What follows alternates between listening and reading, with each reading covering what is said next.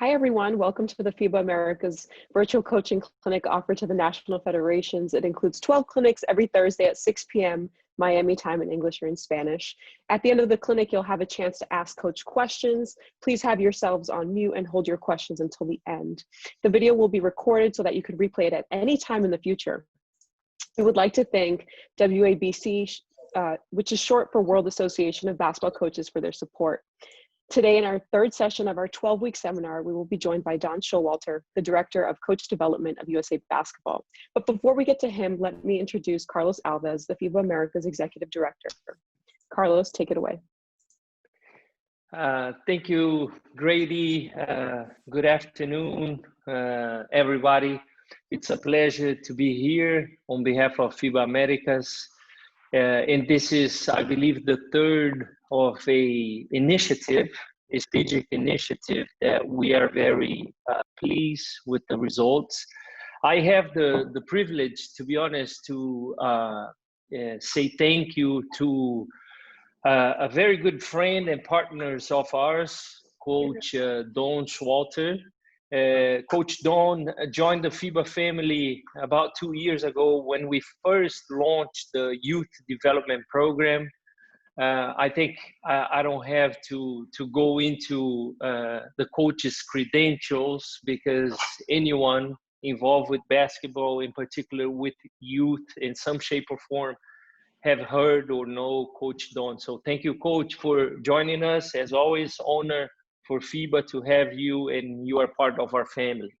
The last 30 seconds from my side is, I think, just to try and paint the bigger picture here. This is something coaches in development of national federations that is a key strategic objective for FIBA, together with women in basketball, and also some innovation that we're going to be driving. So I want to thank you also, the 81 participants, and I also want to say the thank you to our national federations. It keeps growing, which is a good thing. Our family every Thursday, 6 p.m. keeps growing. So I hope in 6 months, we're going to be a huge team going behind this digital initiative. Without further ado, I will stop here. And once again, thank you, National Federations, Coach, Grady, and everyone, the team, FIBA staff, for putting this together. I'm honored to be part of this team. So thank you, and back to you, Grady. Thanks, Carlos. I'm excited to introduce Don Showalter. He's the head coach and coach director of youth and sport development at USA Basketball. He's a 10-time USA Basketball gold medalist head coach.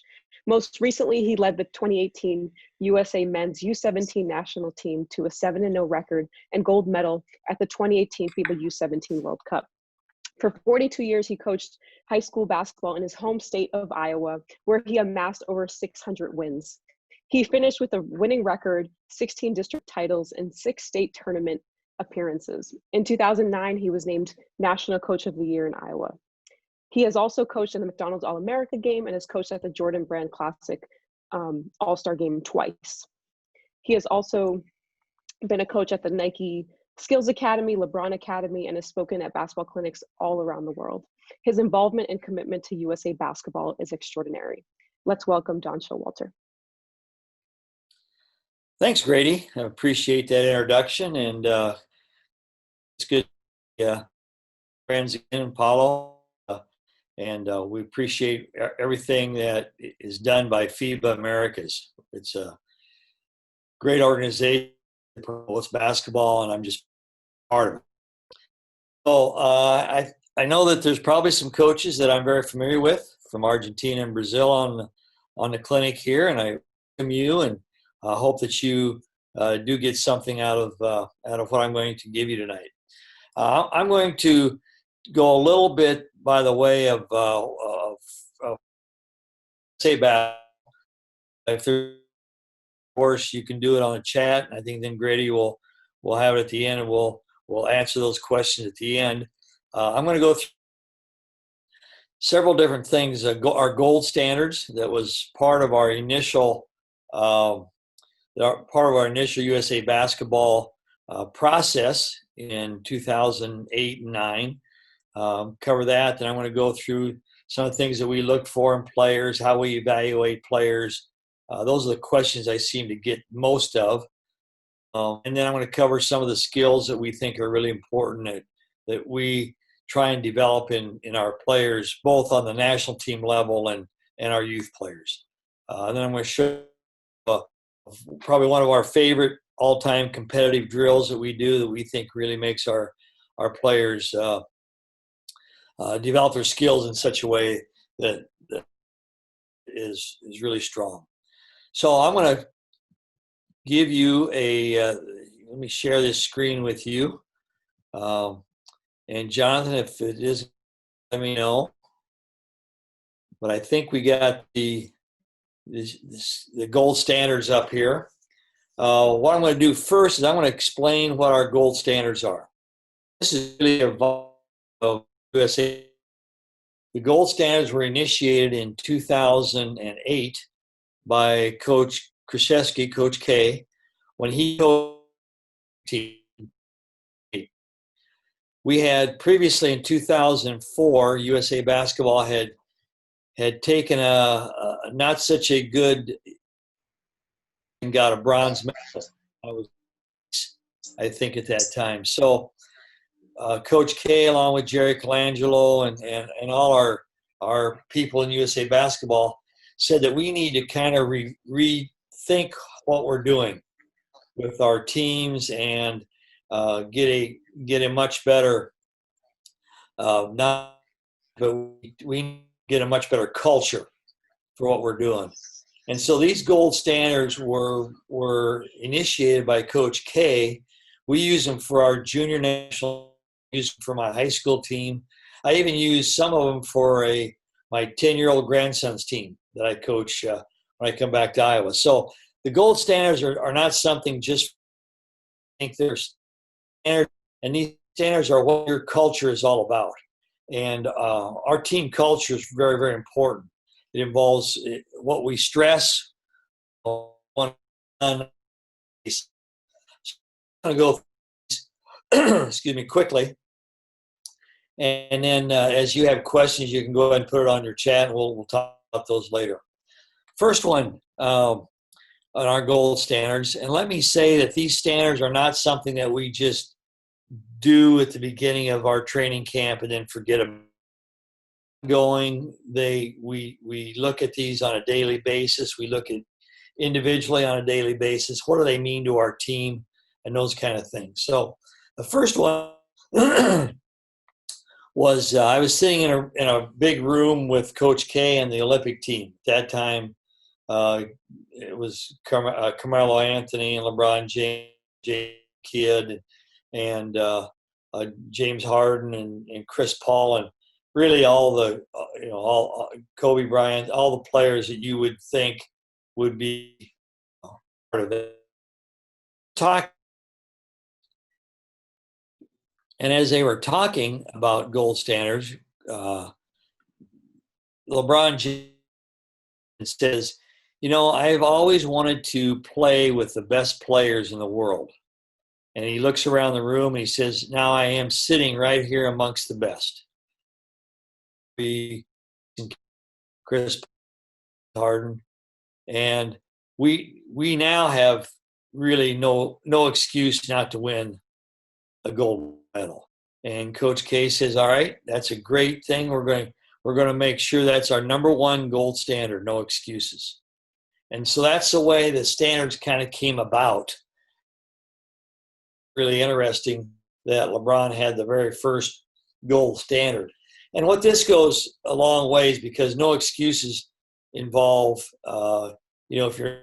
if something doesn't go quite right, don't make excuses. If we don't play well for a quarter, it's not the official's fault. There's no excuses for what.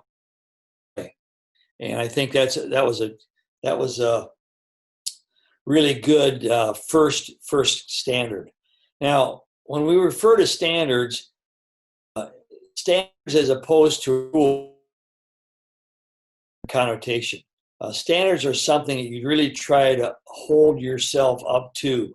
It's a very positive word, thing that we try and do. So standards are something that is you try and hold yourself up to based on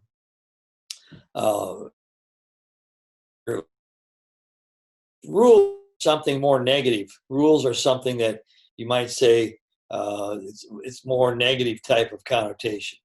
If you the Jordan Last Dance, I'm sure some of you coaches have, you would see that standard is very important. Two, defense. And this is something that we obviously emphasize with our teams, because we feel we have the makeup of having a great defensive team, and this is our key to winning the gold. And it takes a lot of what we call dirty work to get defense a high standard. Number 3 is communication. And let me just say a little bit about communication, because there's from all over the world, Argentina and Brazil and United States and Europe. And I think the number one thing that young players fail to do is communicate on the court. If there was something that we could, I would make a definite change into how players play the game. They certainly, bringing communication certainly brings a high level of energy. It raises the level of teamwork. It's very essential to making a team the best it can. So our communication, we have 2 things we say. We look each other in the eye and we tell each other the truth. As we're teaching players how to communicate, we always say, you communicate by, you look me in the eye.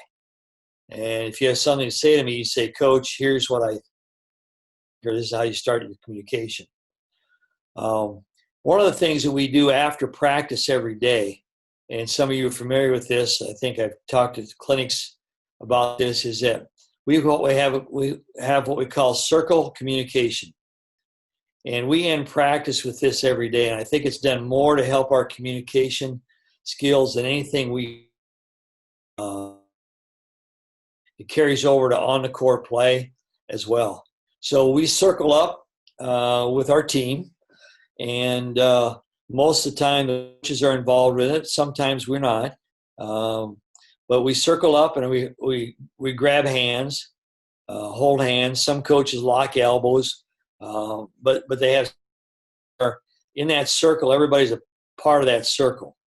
And a circle is very good because there is no level of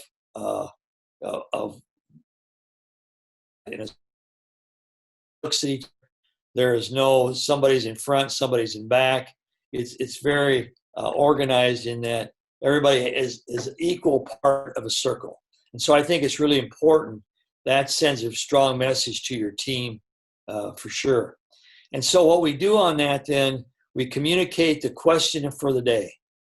And the question for the day, a lot of times, deals with something that happened in practice. So I may say the question for the day is, tell the person to your right what he or she did well in practice that day.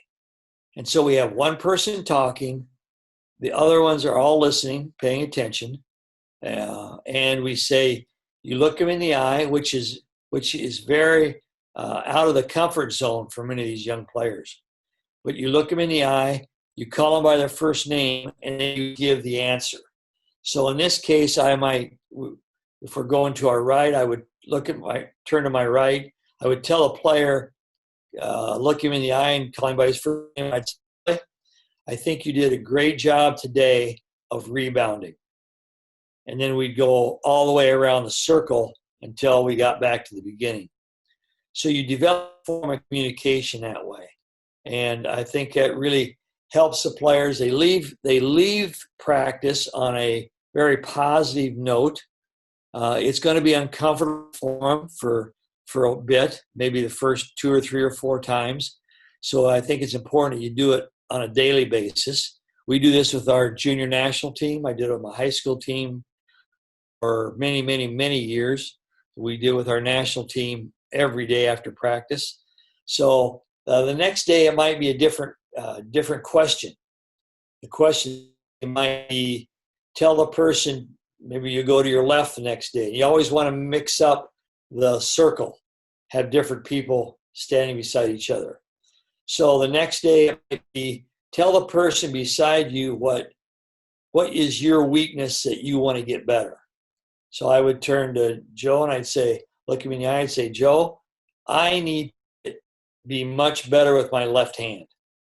And so now that you're identifying, each player is identifying their weakness and they're verbalizing that to the whole group. And that's dynamic to do that because you're asking the players, to really figure out what they need to get better at. So that we call this a communication. And I would say we ask a lot of different questions. One might be, what is your favorite food? And as many of you know, my favorite food is steak. That's why I love Argentina and Brazil, because they have great beef in Argentina and Brazil. Another question might be, who is your favorite rap singer? Another question, what's your favorite movie? So those are all questions that just develop a real sense of team and belonging with each other. And then, but our best question we ever ask, and this might be 2 to 3 weeks into a training camp or a season, but the best question we ever ask is tell the person beside you something that nobody would know about. And that's very revealing. It develops a lot of trust. As you look, number 4 is trust. But we've had answers on our national team and we've had some really pretty strong answers on this, such as, my dad was murdered when I was 5 years old. Mother, those kind of things really, a trust factor, really something that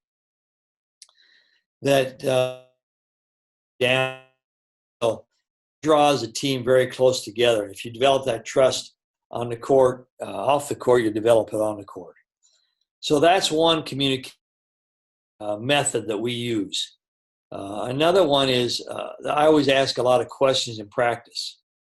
I'll stop practice, say, Billy, is that a good way to get over the screen? How would you do that different?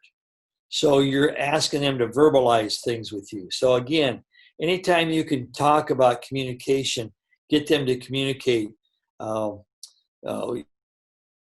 Last thing we do with kids, how you communicate on the court.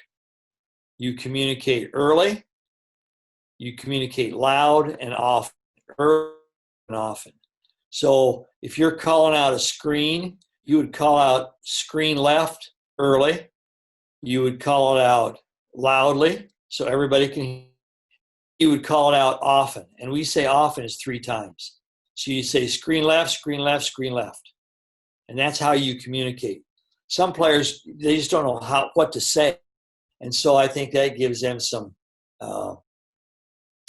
guidelines on how to communicate. If you're playing on help side defense and you're the help guy, you'd say help, help, help 3 times.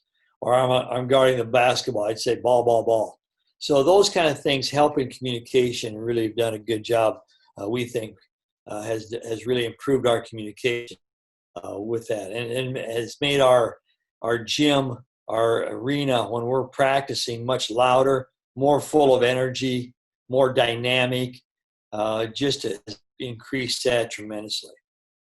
Number 4 is trust. We believe in each other.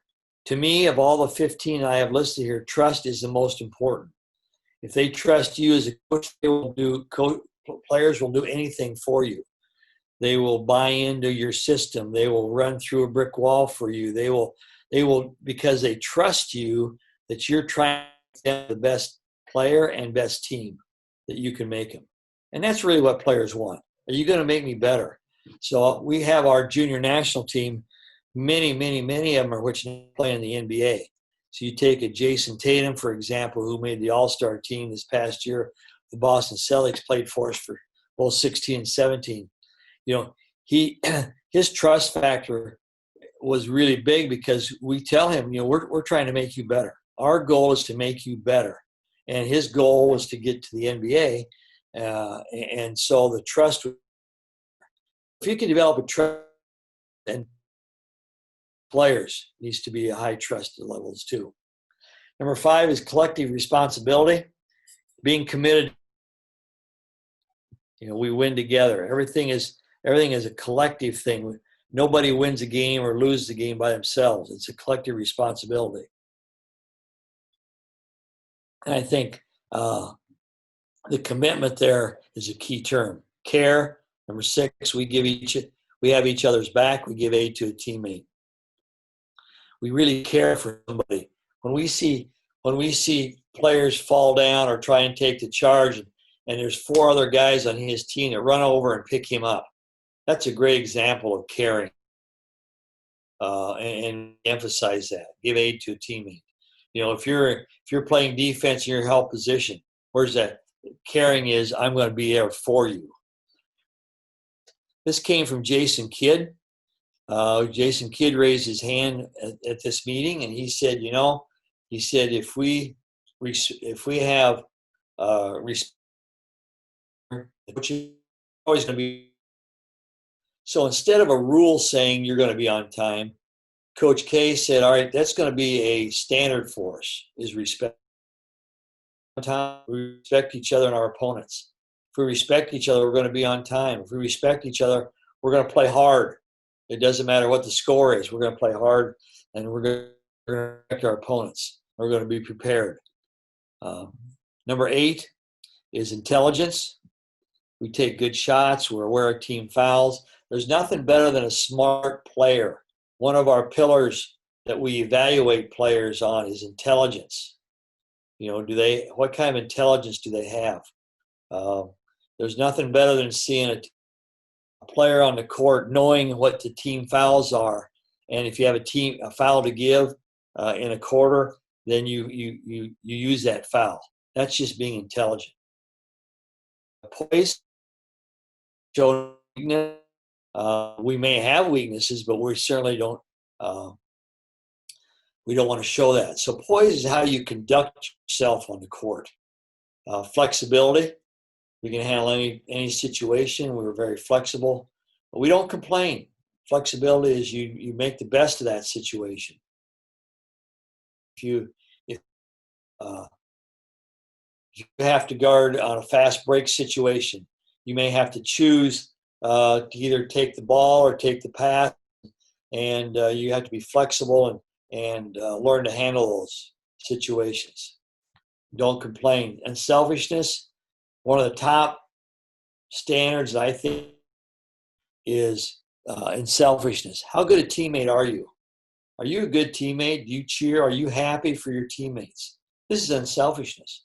When your teammates make a great, are you happy that they made a great play? The last thing there on unselfishness is too many players they think their value is only measured in playing time. And so as a coach, I think we have to really have players understand that their value is not measured on playing. Value is measured on what they bring to the team on a daily basis. So I back up to our communication circle. We might have one of our questions would be, if you don't get my playing time, what are you going to give to our team? And that might be a great way to end that communication circle. So a player might say, turn and look him in the eye and say, if I don't get a play, I'm going to make sure I'm the best teammate on the bench. I'm going to cheer every play. Or I'm going to stand up every time our teammates come out. Those kind of things. So that really values people, teams, and what they do, not necessarily in playing time. Aggressiveness is number 12. We play hard every possession. Hard work is part of that. Enthusiasm. Coaches, 2 things you have to bring to practice every day as a coach. enthusiasm, practice, and have a great practice unless you bring enthusiasm and passion. I think players don't have bad practices, but coaches do. And when a coach has a bad practice, it's because he fails to bring enthusiasm and passion. It makes it more fun to see the coach has enthusiasm. That makes it fun for the players. Performance, we're hungry. We have no bad practices. That's performance. Pride. We say we're the best team in the world, and we represent the best country.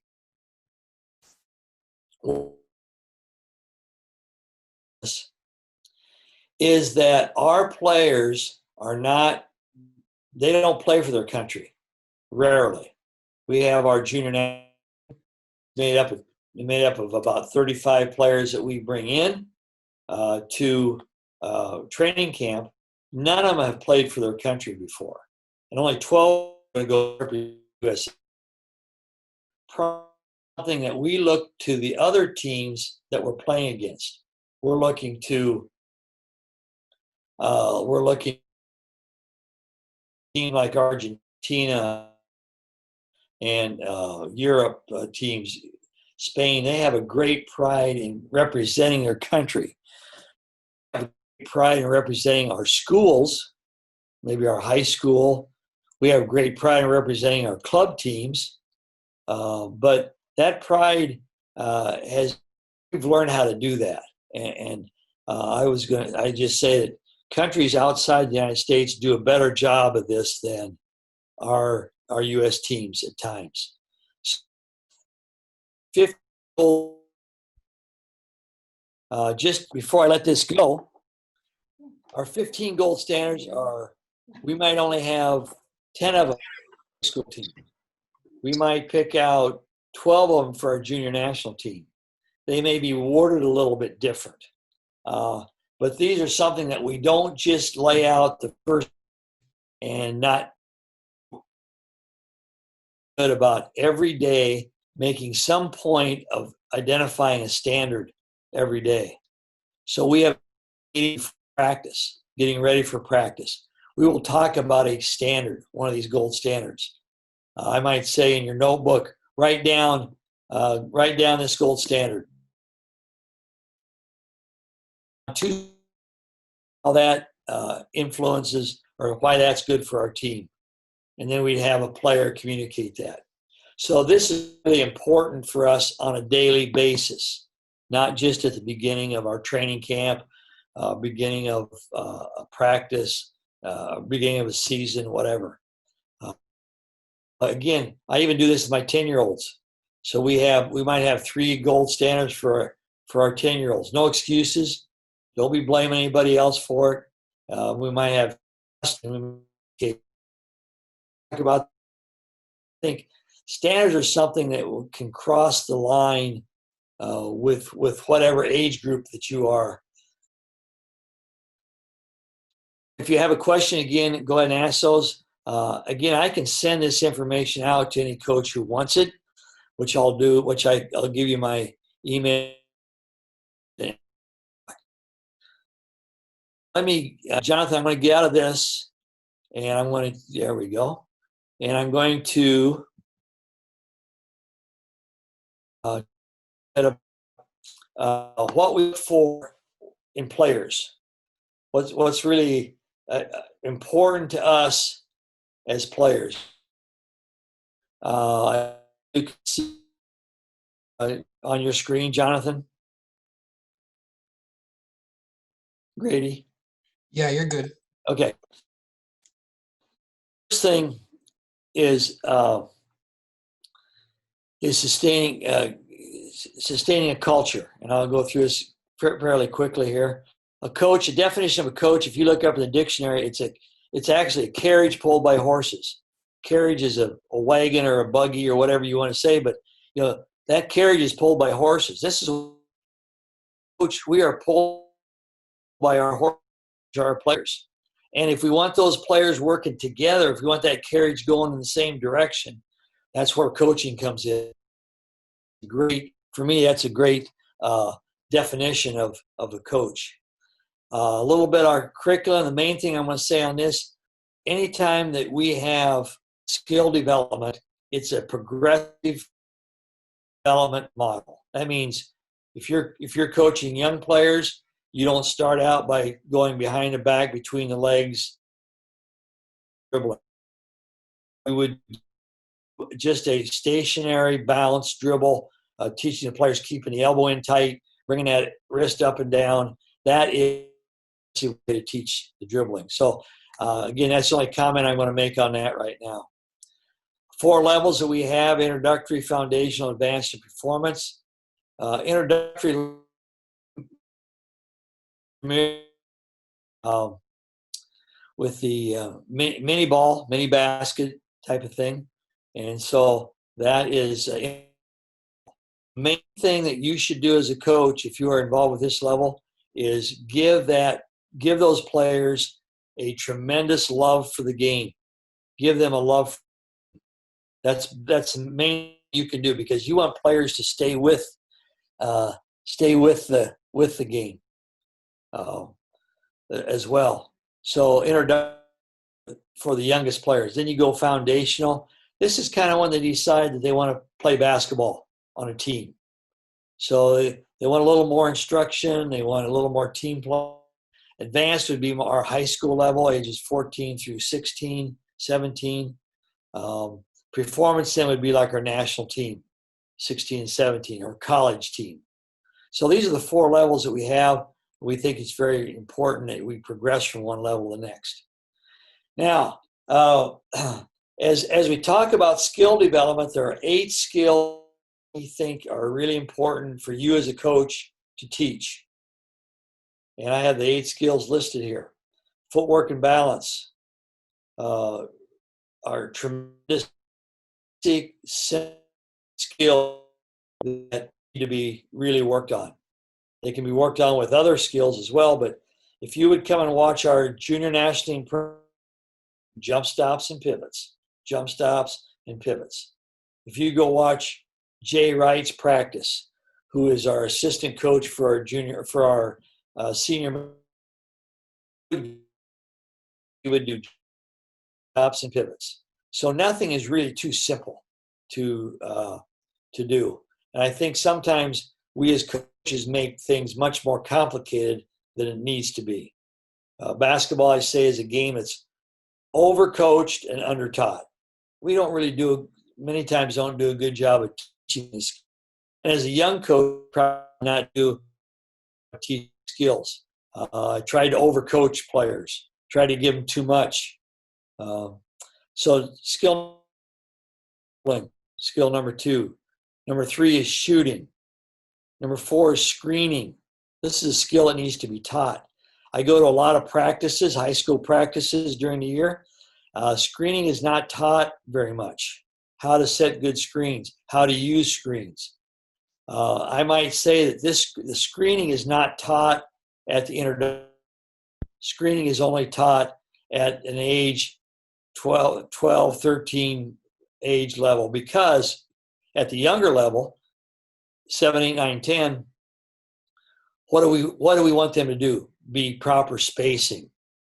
We want them to be spaced out on the court. So we don't even teach screening at that young age. And we teach our screening away from the basketball. We don't want young players to come to the basketball. Passing and catching. The best passing and catching against are the teams that are the best. This past year, France had a really, really good team. I thought that we played in the U18 finals, or U17 gold medal game, but they were a great passing and catching team. I will say this about passing skills. As a young player, you need to teach that passing technique. Thumbs down, step through, elbows in. That's technique. As a player gets older and you move up in the levels, passing becomes more of a decision-making skill than it does a technique skill. Because you're going to have to make decisions on when to make a pass, how to make a pass, hook pass, step through pass. Those are all decision-making passing skills. And put your players in to make those decision-making skills. Fast break situations, 2-on-1, 3-on-2, 5-on-4 are all passing drills that are really important. Rebounding is a big skill that sometimes is overlooked. And then for whole offense and whole defense. And this is not necessarily 5-on-5 work or just simply scrimmage. Whole offense in most cases is, I think, the best way to teach whole offense and whole defense is 3-on-3. We do an extensive amount of 3-on-3 in practice with our national teams, with my high school team, and especially with my younger group, 9, 10, 11-year-olds. We do not spend very little time on the 5-on-5 work. It's 3. You develop players learning how to play the game when you play 3-on-3, not 5-on-5. You develop spacing, you develop cutting. That's all really important, but that's a skill that needs to be taught in the whole offense. Now, looking back on these 8 skills, you never, and I hope you hear me on this, but you never graduate from a skill. A player is never good enough to graduate from a skill. But then, arguably the best shooter in the game of basketball is Stephen Curry. Stephen Curry still works after practice, before practice, on his shooting skills. He is not good enough that he never has to work on it anymore.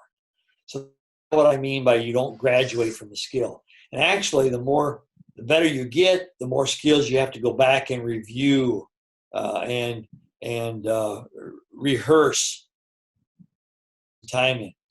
So the 3 skills that if you have an hour practice, and I tell coaches this, and if we're limited in time sometimes, but we only can get maybe 3 skills that we want to do in practice. We always do footwork and balance. We always do some shooting work skills. And we always do passing and receiving. So those are 3 skills. If I'm coaching a 7, 8, 9, 10-year-old team, and I have 45 minutes to an hour for practice, those are the 3 skills I'm doing. In this, I will say that the skills are something that you need to work on continuously from day 1 in practice till the end of the season. Teams that have played the best is because I think we have worked on these skills starting from day 1 to the end of the season. And so you can't bypass or miss days with skills. So if there's any questions, again, you can make that. But these are the 8 skills that we think are really necessary. Spend practice time up into thirds. Third on skill development, a third on whole offense, third on whole. So we get every practice. Quickly, 4 C's that we think are really important with USA basketball. Choices, player court. We talk about the comfort zone. Nothing grows in a comfort zone. You only get better if you get out of your zone. Goes for coaches as well. There's a lot of good things that happen in a comfort zone, but nothing grows there. Nothing's going to get better in a comfort zone.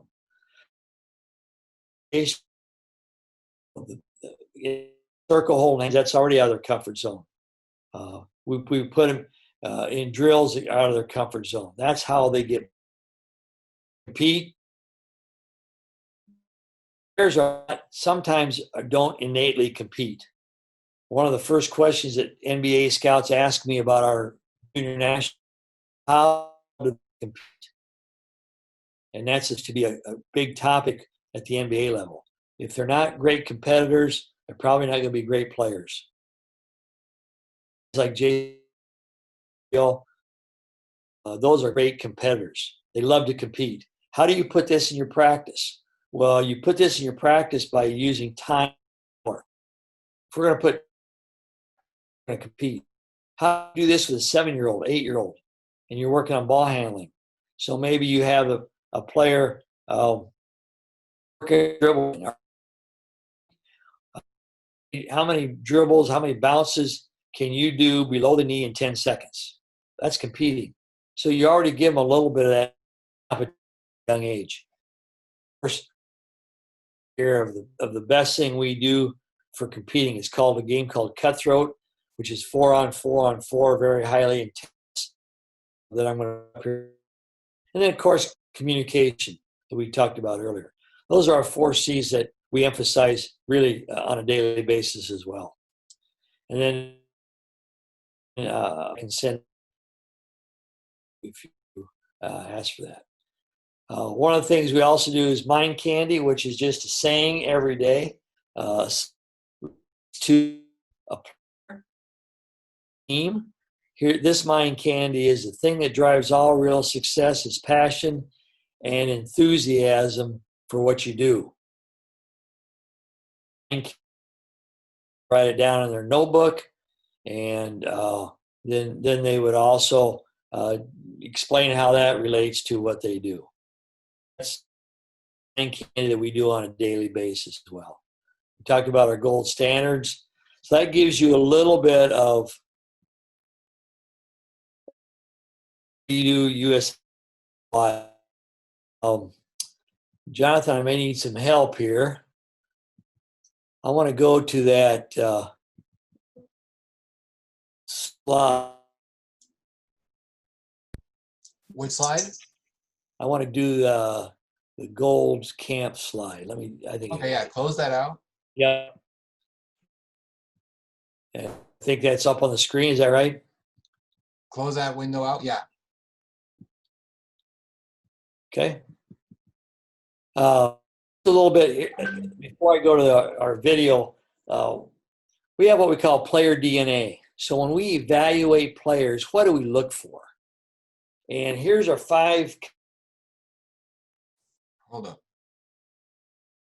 You know what? When I go watch thousands of players that all have, they're all pretty good. How do I separate those? How do we pick junior teams? Young players, 16, 17. We have 5 what we call buckets. First one, how smart are they? Are they smart for good shots?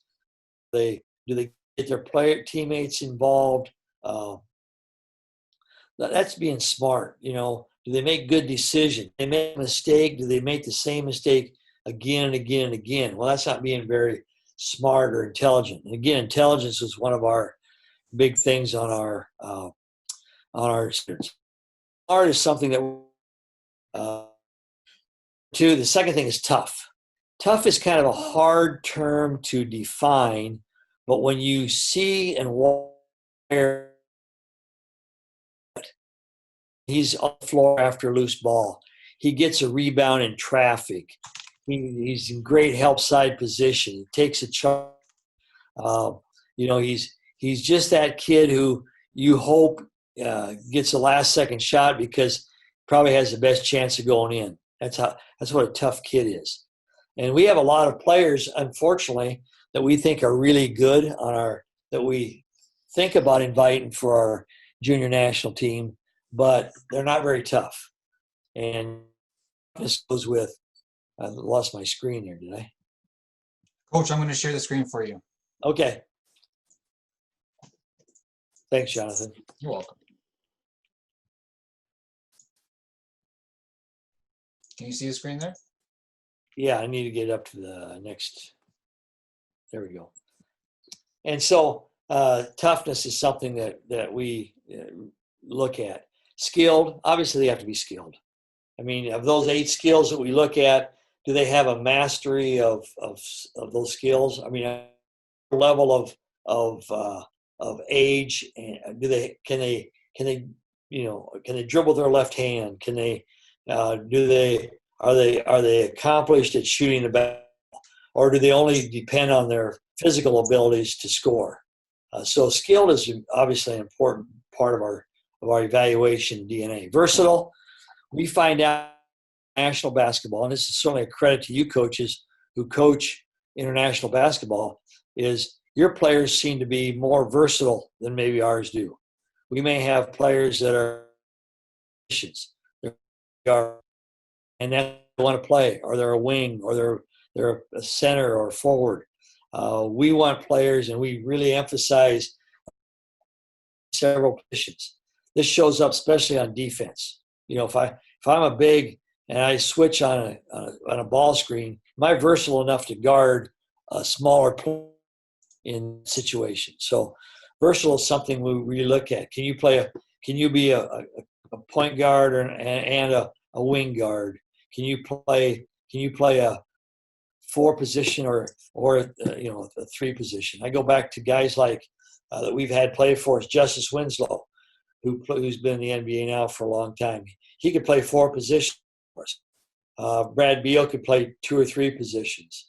So guys like that are really important. Last one on this DNA is resilient. Resilient is what happens when how resilient is the player. They get knocked down once or twice. They get back up.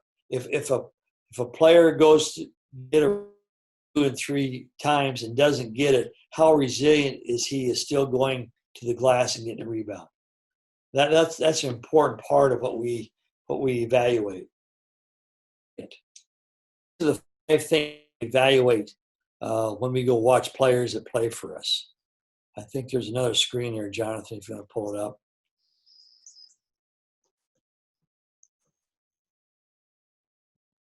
There we go.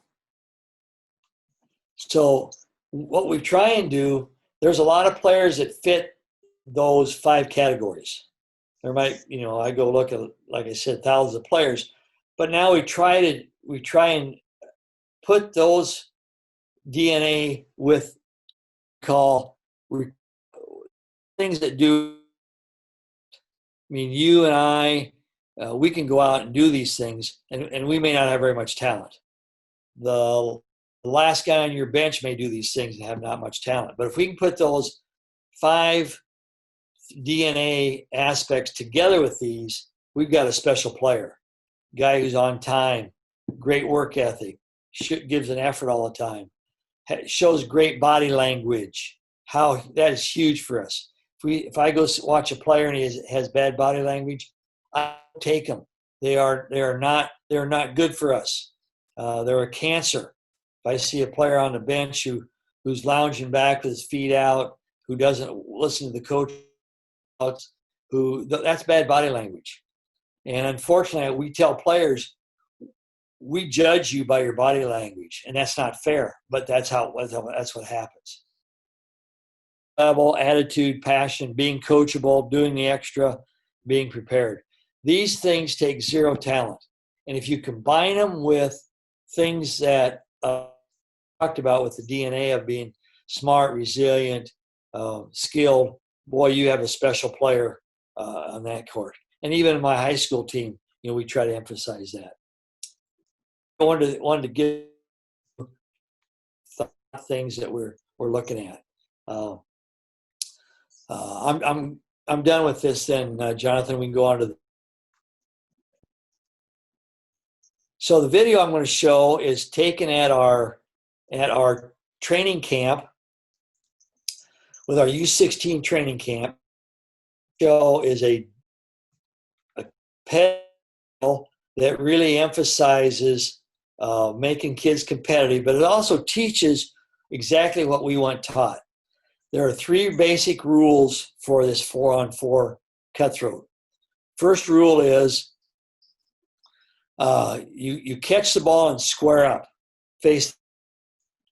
Young players want to catch the ball and do what? Put it on the floor, pound, pound, pound, pound. And we don't want to emphasize that. Second rule is once they pass the ball, they must move. We don't want ball watchers. We don't want guys to stand and watch. That hurts the team. So you either make a basket cut. We might say you can't set a ball screen different. Third, to make a great teammate, if you catch a pass from your teammate and you score, you have to take the ball by pointing at them and yelling out, "Thank you." So we have three basic do 4-on-4. So we have, if you have 16 players, you can use 4 teams of 4. Let's say you have 3 teams of 4. If you have an odd number, you can have one player rotate in with the team and still play 4-on-4. So Jonathan, if you want to pull up that, I'll pull it up for you. I'll show Okay. you. You said 340, right? 340, yeah. Okay. And this, coaches, this is at our training center in Colorado Springs, and this is our U16. I think this is the first time we've done the drill, so they're not quite sure yet what to do, but I'm going to let it run a little bit, and you'll hear me give out the drill, the directions as well. Go ahead and start it, Jonathan. Thanks. Okay. Same 3 rules we had yesterday. Same 3 Can you hear it, Coach? Yep. rules. Catch and square. Coaches, be really picky about catch and square. You can't just put the ball on the floor. Move after you pass. Basket cut, screen away, ball screen. Those 3 things. Third thing, thank the passer loudly. Coach, if you don't hear it, it don't count. All right? Not just a point. You got a vocal and communicate it. Okay? Here we go. We got Coach out front. Tori, you're out front. Here we go. We're keeping score of the teams.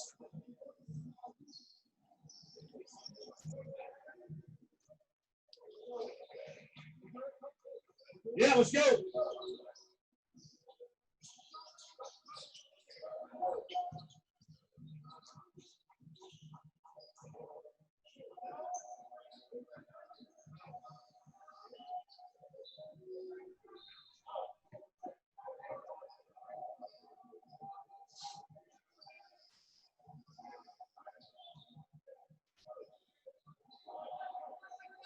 Jonathan, if you can cut on the video, I can talk a little bit through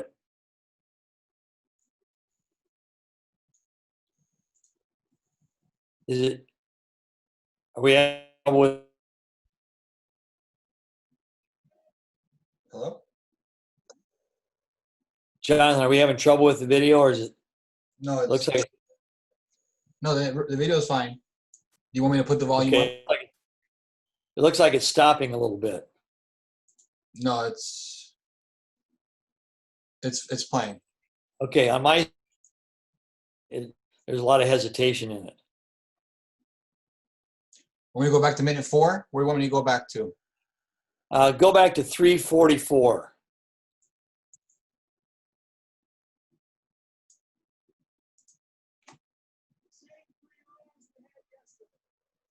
Okay. Can if I talk over, coaches hear me? They can hear you. Okay. So what this is an organization for the 4-on-4. Again, we have both ends going. I'm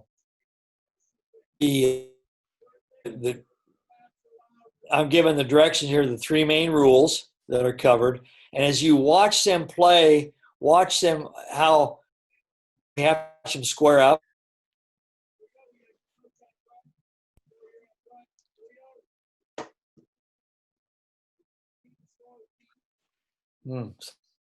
A little bit it was.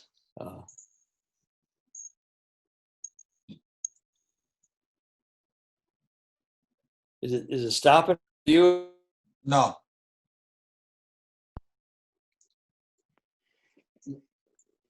Okay, so here we start with the 4-on-4 situation. We have a team in red. The team comes in is always on defense. So if the white scores, they keep the basketball. They bring it back out. The coach handles the basketball. for some they don't catch and square up to the basket, they don't thank the passer, they don't move, they're thrown off. And then just like here, the yellow team, the defense, new team comes, quick type of drill. Notice he catches the ball, he's squared up. He's putting it on the floor, going to the basket again. So they didn't score. Now yellow takes it. The new team in is green on defense. So the new team comes in is always and you change the rule. You can put everybody's got to touch the ball once. You can use one dribble. You can use everybody's only got two dribbles. Very fast-paced game that we do, and we keep track of wins and losses individually. So let's say the team that has the ball now wins it. We would put a mark on their team for everybody on their team gets a win, and it's interesting. By the end of the week, who has the most wins, and sometimes that really tells you a lot about a player if he's always on the winning team. So we really emphasize that a lot. So again, who plays for the Cavaliers right now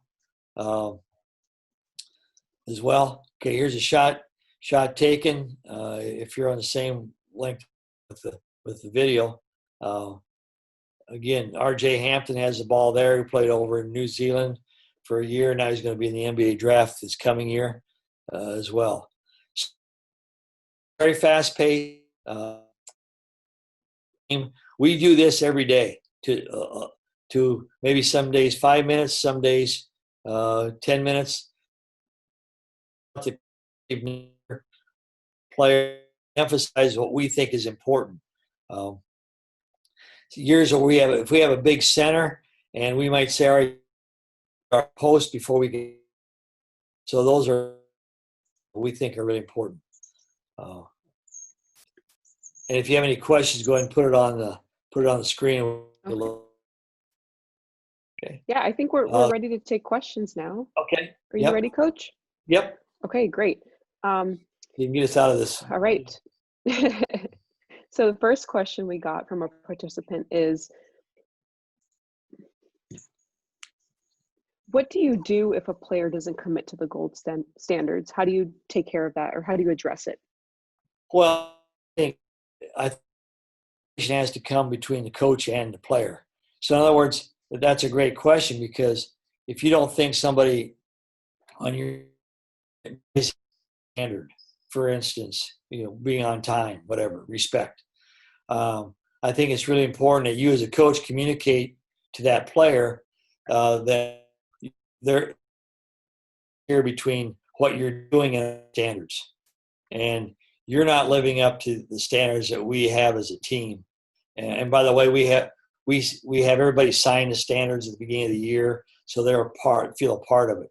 So we think communication is really a big part of this on a one-to-one basis. Find out why he doesn't think that standard in his vocabulary, why he doesn't think that's important, and then you move on from there. And like my wife says, you know what, you're not going to save every player. All right, some players you may have to let go. Some players you might have to discipline for that, keep them accountable for that as well. And I think that's an important. It all.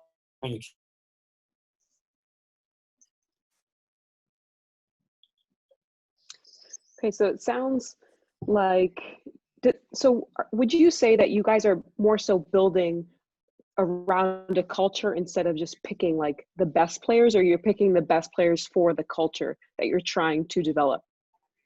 What a great question, because we say all the time, we don't necessarily pick the 12 best players. We pick the 12 players who are going to make the best team. McDonald's All-American game, that was you simply pick 12, 24, 25 players who are highly skilled, best players. This is completely different. And we've not taken players who might be skill-wise in our top 12, but they didn't fit our culture. And so I think we try and have play culture first team as opposed to just putting 12 guys out there playing. Now, you've won a lot of championships at the youth level. How do you keep players who are so used to winning humble and hungry? Yeah. Jeff Van Gundy, who many of you hear on, has a great saying. He says that you're either as a basketball player or as a coach, you're either humble or you're going to be humbled. Because basketball, you're going to be humbled at some point. But I think what you do is you try to convince the player, just like I said, the standard where respect your opponent. All right. How do you respect your opponent? You respect your opponent by playing hard. And so if we're going to play a team we know we outmatch, we respect them by playing hard. And that's a key for us because that's a high standard for us. And then also, I think we always play on what are your goals? Are your goals just to be good, or what are your goals? Do you want to get better, or are you satisfied with where you are? If you're satisfied with where you are, you're probably not one. We really play on that aspect of their motivation. How good do they want to get? And we always say, hey, an ego. Have an ego. And the ego is not bad. But when an ego is displayed, or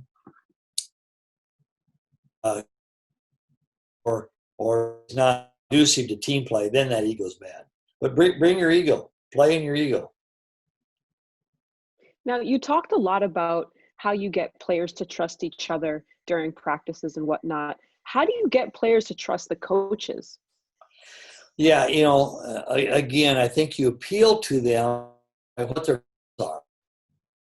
You a good U16 player, or do you want to be a player who is really good at U17? You appeal with their goal.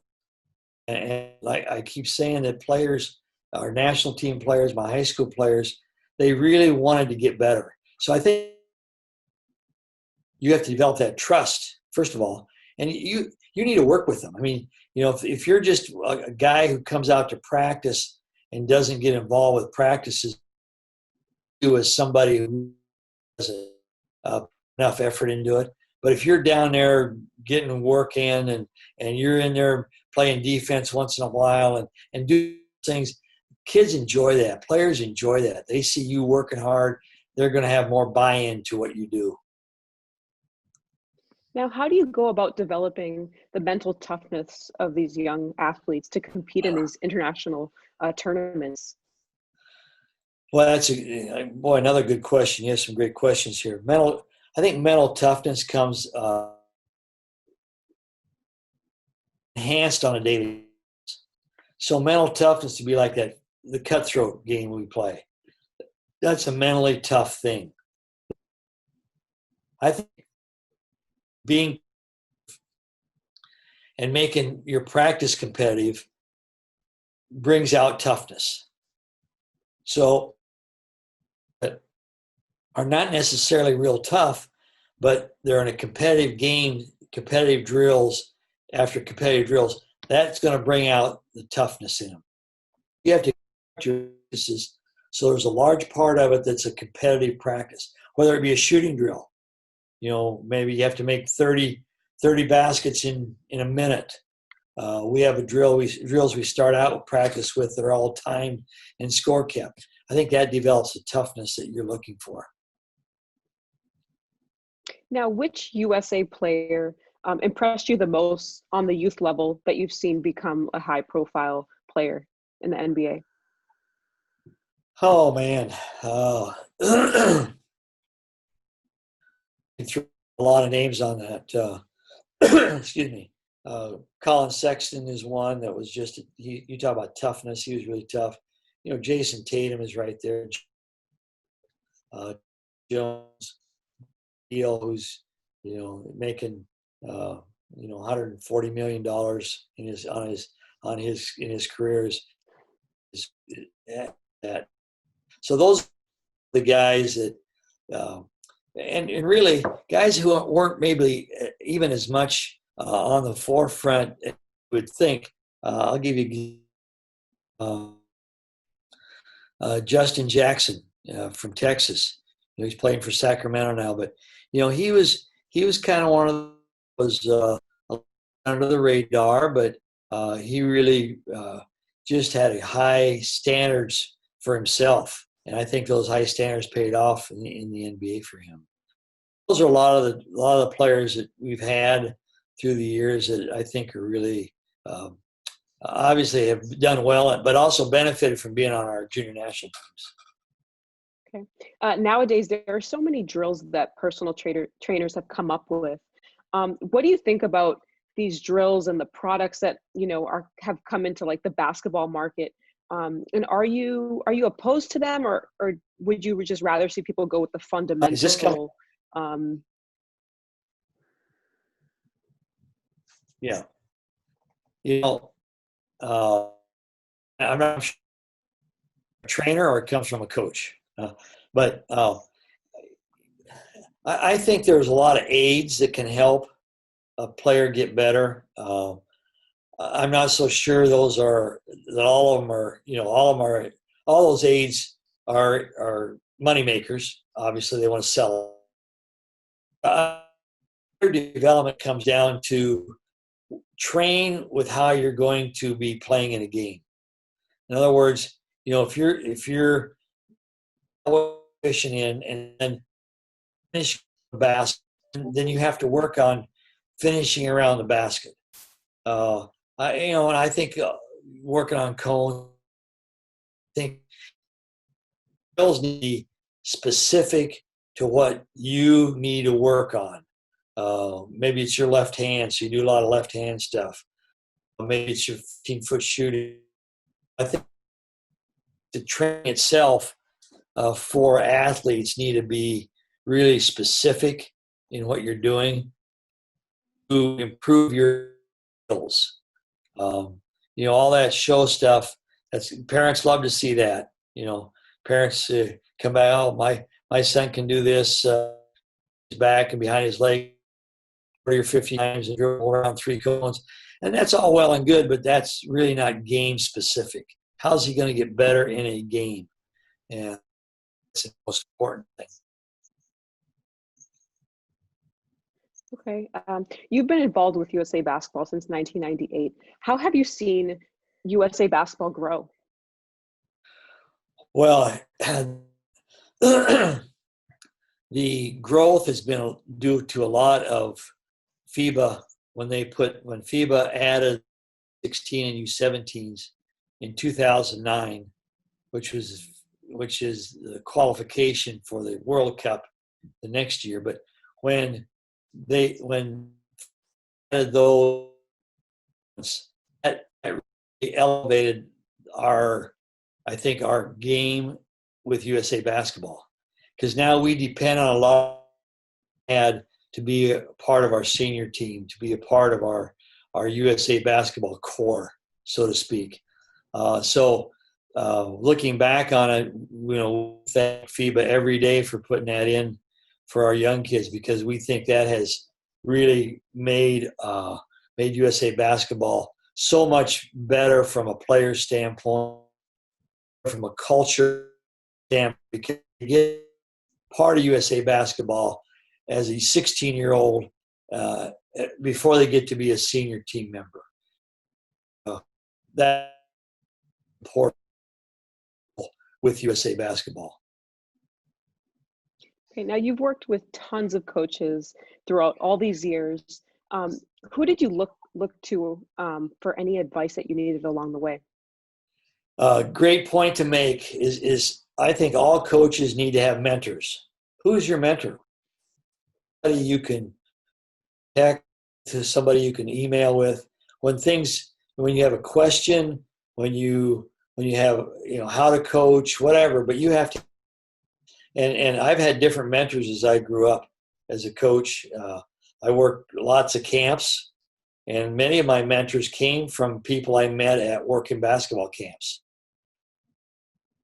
can't get it because you can seem like you can get a lot of the information on on the internet and YouTube's. But I think coaches miss out by in clinics because you see how things are taught, not just what's taught. So my mentors were guys that came, my coaches, my college coach was a mentor, and I think we have to have good mentors. Out bounce things off of, and that's how you learn. And pick out somebody that you know is going to tell you the truth, not somebody who's going to tell you all the good. I have one really good question from one of our participants. How do you deal with conflict among players? You know, whether they get into something on the court, how do you work them through conflict? Yeah. Generally, it's between maybe 2 players or 3 players. And so I think communication, again, is a key. You take those 3 players or 2 players and and let them know that as a coach, here's what I'm seeing happening. And I'm not sure it's good for I think players, you have to work this out, communicate what's going on, what's frustrating you, be open with each other. Those players that I think are having a conflict, I will put them on the same team a lot of times. So they have to work, have to manage.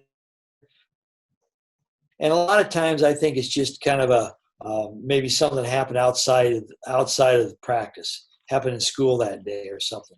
So I don't really, I guess I'm not that big on something doesn't go quite right between 2 players. I'll wait and see how it is the next day. And then we as coaches to conclusions way too quickly with players. And a lot of times players have they can work things out. You just have to give them an opportunity in order to do that. But that's a great question. That's great, Coach. Thank you, Don, for being a part of our clinic today. And thank you, FIBA Americas, for having us. We would like to thank all participants, national federations, and WABC on today's virtual coaches clinic. We hope that everyone had a great time and learned from this wonderful experience. And don't forget, next week we'll have another. We thank everyone again for participating, and thank you again, Don, for being a part of our coaches clinic. Yeah, if I could just give out my email address, if anybody has any questions. Sure. I can or whatever, but it's my first initial D, my last name Showalter, D Showalter at usabasketball.com.